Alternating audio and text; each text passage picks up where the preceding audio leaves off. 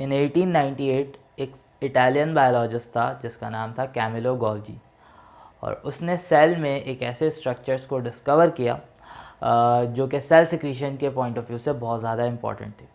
और उस स्ट्रक्चर का नाम उसी के नाम पे, यानी उसके डिस्कवरर के नाम पे रखा गया, जिसको हम गोल्जी बॉडीज़ कहते हैं या गोल्जी अपैरेटस कहते हैं या गोल्जी कॉम्प्लेक्स कहते हैं। तो आज की वीडियो में हम पढ़ने वाले हैं गोल्जी बॉडीज़ के बारे में। तो चलें स्टार्ट करते हैं।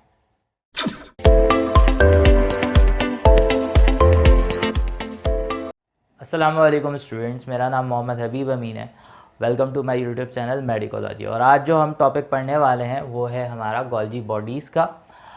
इसके बारे में मैंने अभी आपको बताया कि एक गोल्जी बॉडीज़ को इटालियन बायोलॉजिस्ट जिसका नाम था कैमिलो गोल्जी, उसने 1898 में इसको फर्स्ट टाइम डिस्कवर किया था।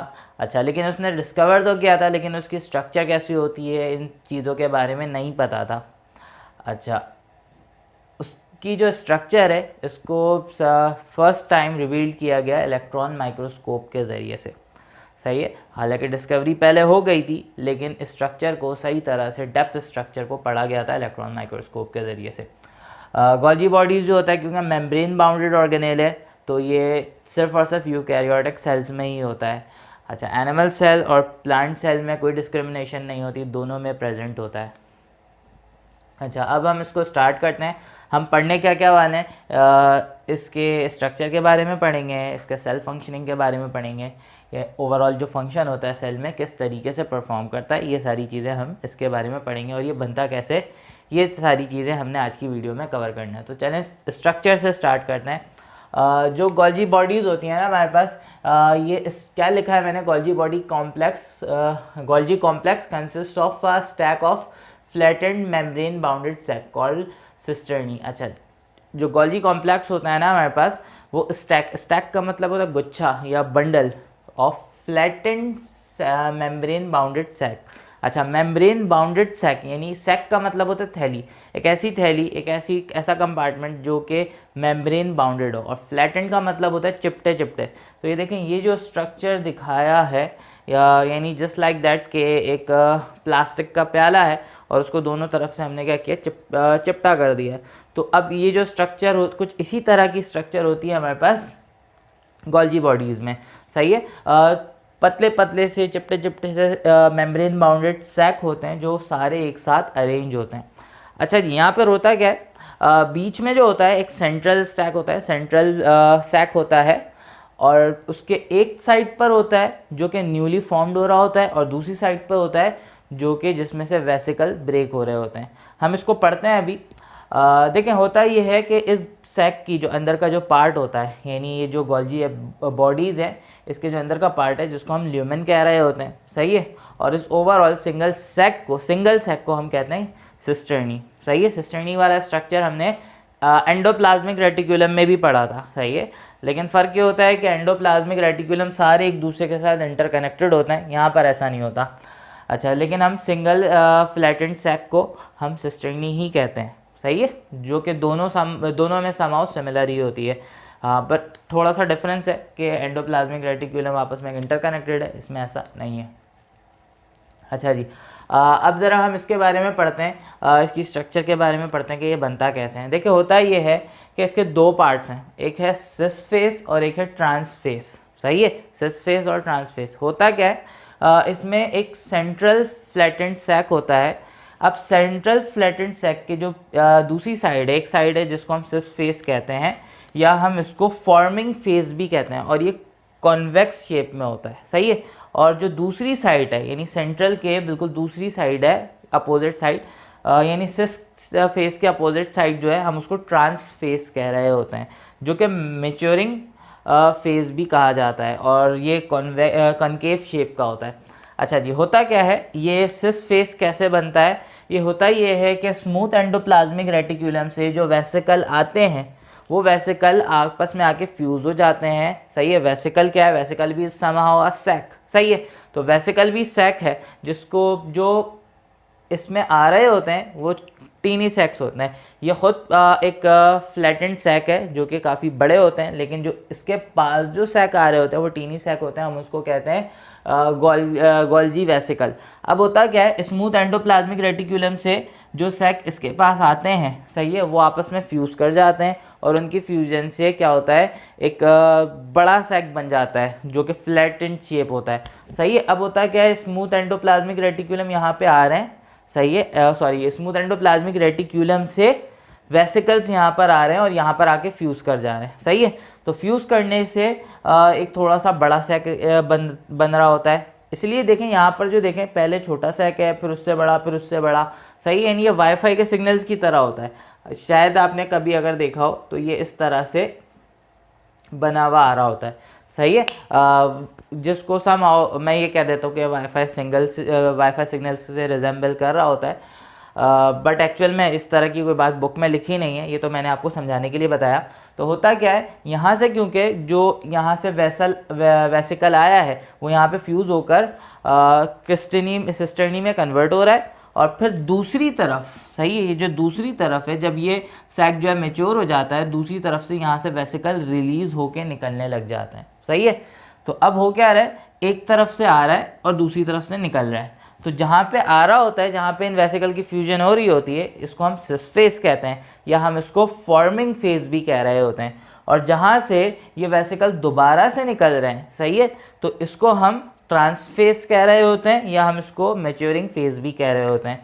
अच्छा, अब एक और बात आपको पता है कि गोल्जी अपैरेटस जो होता है वो ज़्यादातर क्या करता है, पैकेजिंग कर रहा होता है। तो यहाँ से वेसिकल आ रहा होता है, यहाँ से जो भी सब्सटेंसेस स्मूथ एंडोप्लाज्मिक रेटिकुलम या फिर रफ एंडोप्लाज्मिक रेटिकुलम से जो भी सब्सटेंसेस प्रोटीन है, लिपिड है, फैट है, जो भी चीज़ प्रोड्यूस होती है वो आती है गोल्जी बॉडीज़ के पास। अब गोल्जी बॉडीज़ क्या करता है, उसकी मॉडिफिकेशन करता है, जो भी कर रहा है मॉडिफिकेशन कर रहा है और उसके बाद रिलीज़ कर दे रहा है। तो बेसिकली होता है ये कि यहाँ से जो भी सब्सटेंस निकला वेसिकल की फॉर्म में वो आया गोल्जी बॉडीज़ के सिस फेज में, अंदर आके फ्यूज़ हो गया और फिर गोल्जी बॉडीज़ ने उसकी फर्दर प्रोसेसिंग करने के बाद उसको ट्रांस फेज के ज़रिए से निकाल दिया। यानी एक गेट से एंट्रेंस होती है और दूसरे गेट से एग्जिट हो जाता है, सही है।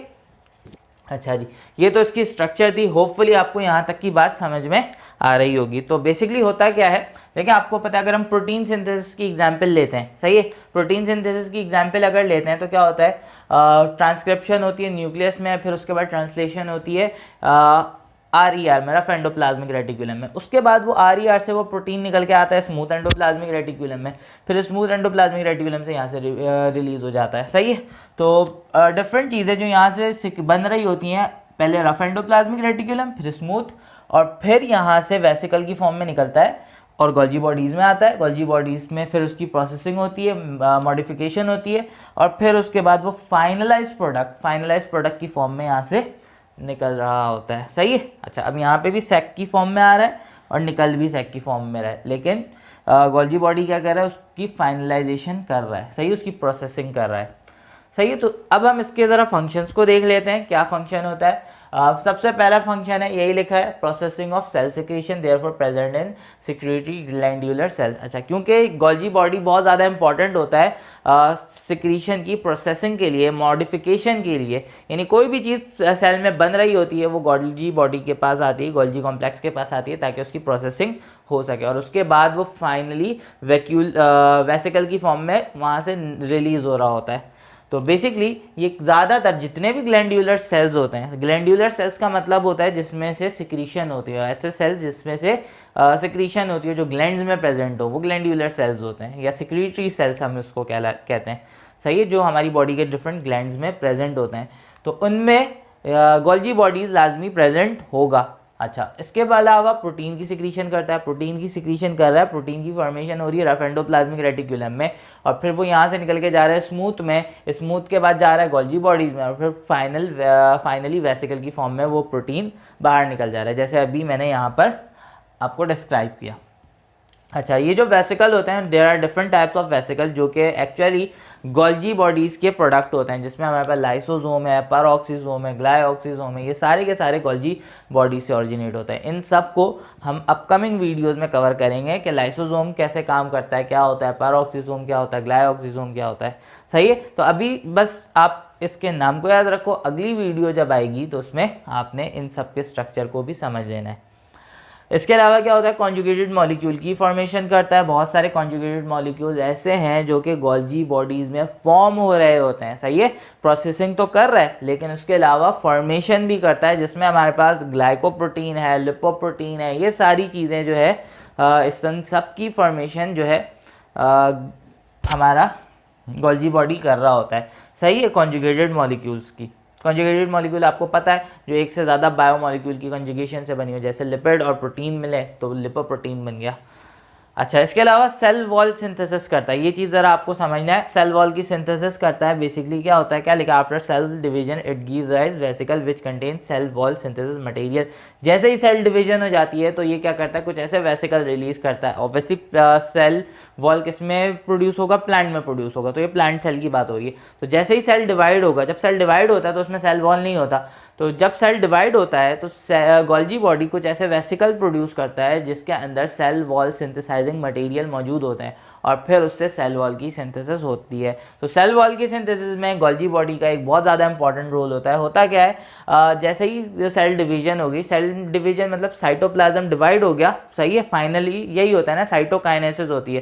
तो जैसे ही साइटोकाइनेसिस होता है, और साइटोकाइनेसिस आपको पता है इक्वेटर से डिवाइड होता है, यानी जस्ट लाइक दिस कि ये सेल है, सही है। अब इस सेल ने यहाँ से डिवाइड होना है तो दिस पॉइंट वाज इक्वेटर। तो क्या होता है, जब सेल डिवाइड होने लगता है तो जो वेसिकल गोल्जी बॉडीज़ ने रिलीज़ किए, जो वेसिकल गोल्जी बॉडी से प्रोड्यूस हुए जिसके अंदर सेल वॉल सिंथेसाइजिंग मटेरियल था, वो इक्वेटर पे आते हैं। इक्वेटर पे आने के बाद सारे के सारे एक दूसरे के साथ फ्यूज़ हो जाते हैं, सही है, और हम इसको कहते हैं फ्रेगमोप्लास्ट, सही है। तो ये फ्रेगमोप्लास्ट फिर फाइनली क्या होता है, ये सेल वॉल की फॉर्मेशन कर रहा होता है, सही है। ये इन्हीं फ्रेगमोप्लास्ट से सेल वॉल की फॉर्मेशन होती है। यानी मैंने आपको एक बार फिर से मैं इसको ज़रा समझाता हूँ। होता क्या है कि गोल्जी बॉडीज़ कुछ ऐसा वेसिकल रिलीज़ करता है जिसके अंदर cell wall synthesizing material present होते हैं, सही है। अब जब सेल डिवाइड होने लगता है, यानी साइटोकाइनेसिस का टाइम आता है, तो साइटोकाइनेसिस के टाइम पे जो वेसिकल जो कि गोल्जी बॉडी में ने रिलीज़ किए थे जिसके अंदर सेल वॉल सिंथेसाइजिंग मटेरियल मौजूद था, वो सारे के सारे आ जाते हैं इक्वेटर पे। इक्वेटर यानी वो पॉइंट जहाँ से वो सेल स्प्लिट होगा। अब जैसे ही वो सेल स्प्लिट होता है तो ये सारे जो वेसिकल होते हैं ना आपस में फ्यूज़ होते हैं, और फ्यूज़ होने के बाद एक स्ट्रक्चर बन जाती है जिसको यहाँ पर लिखा है फ्रेगमोप्लास्ट। ये फ्रेगमोप्लास्ट से फिर सेल वॉल की सिंथेसिस स्टार्ट हो जाती है। तो होपफुली आपको आज की वीडियो समझ में आई होगी, आज का टॉपिक अच्छी तरह से समझ में आ गया होगा। अगर आपको पसंद आई वीडियो तो वीडियो को लाइक ज़रूर करो और कमेंट ज़रूर किया करो, चैनल को सब्सक्राइब करो। इंशाल्लाह अगली वीडियो में आगे के टॉपिक के साथ कंटिन्यू करेंगे। थैंक यू सो मच, अल्लाह हाफिज़।